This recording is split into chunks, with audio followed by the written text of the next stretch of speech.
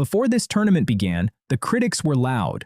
48 teams, they said. Too many. The group stage would be meaningless. The small nations would get humiliated. The big names would coast to the knockout rounds without breaking a sweat. This was FIFA's cash grab dressed up as inclusion, and serious football would suffer for it. They were wrong, spectacularly wrong.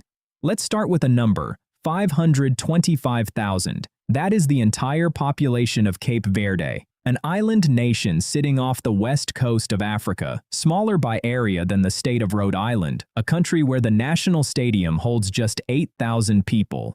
In their very first World Cup game, against Spain, the reigning European champions, Cape Verde's goalkeeper Vozinha made 7 saves and walked off the pitch without conceding a goal. Spain had an XG of 2.29. Cape Verde had 0.3. On paper, it was a massacre.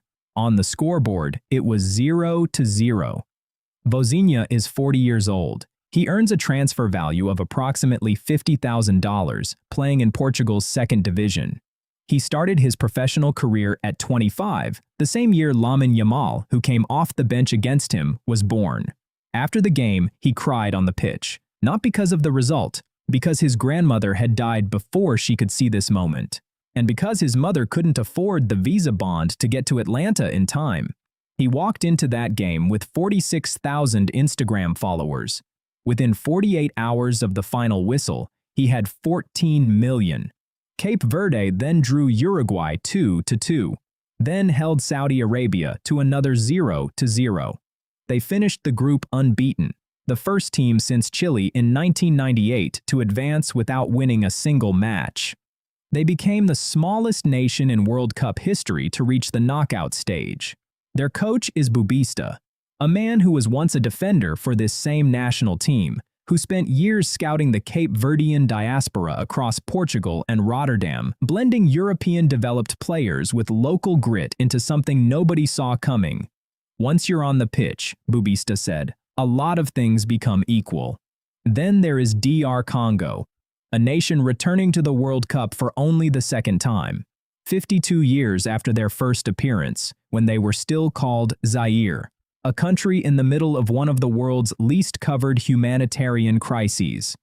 A country where the national team's most famous supporter, known as Lumumba Veya, stands motionless for 90 minutes at every match, arm raised, in silent tribute to Patrice Lumumba, the independence leader assassinated in 1961 and dissolved in acid. Lumumba Veya missed Congo's first game against Portugal because U.S. entry restrictions tied to an Ebola outbreak delayed his travel. Players on the team personally appealed to President Tshisekedi to include him in the official delegation. Congo held Portugal to a 1-1 draw in their opener. Yohan Wissa's header before halftime was their first ever goal in a World Cup.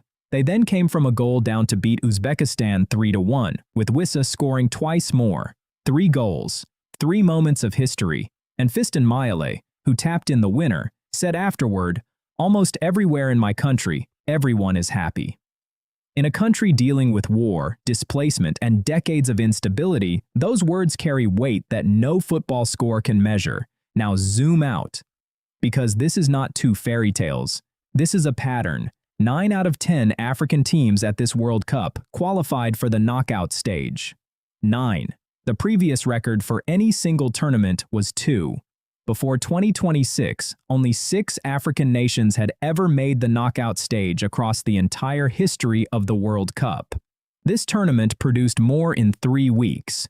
Ghana held England scoreless. Morocco drew with Brazil. South Africa reached the knockouts for the first time in their history. Algeria's captain Riyad Mahrez scored in stoppage time to drag his nation through. These are not lucky results from a bloated format. These are teams built on European academies, dual national players, tactically sophisticated coaches, and decades of growing competitiveness that the football world has been slow to acknowledge. Ghana forward Brandon Thomas Asante said it plainly. For a long time, African nations have been doubted. I'm glad to see so much success. So here is the question FIFA didn't plan for. They expanded the tournament for commercial reasons. More games, more markets, more broadcast deals. The assumption was that the elite would still dominate, and the extra inventory would simply create more matches to sell. What actually happened is that the talent gap between the world's elite and everyone else has narrowed to something almost invisible. The globalization of football, European academies scouting across every continent, diaspora players choosing to represent their heritage nations, tactical knowledge now available to every coach on a laptop, has quietly dismantled the hierarchy that held for a century. Vozinha went viral not because he was lucky. He went viral because a 40-year-old goalkeeper from a 525,000-person island nation is genuinely good enough to shut out the best team in Europe. The World Cup was supposed to have an underdog problem. The problem is, the underdogs keep winning, and maybe that's not a problem at all.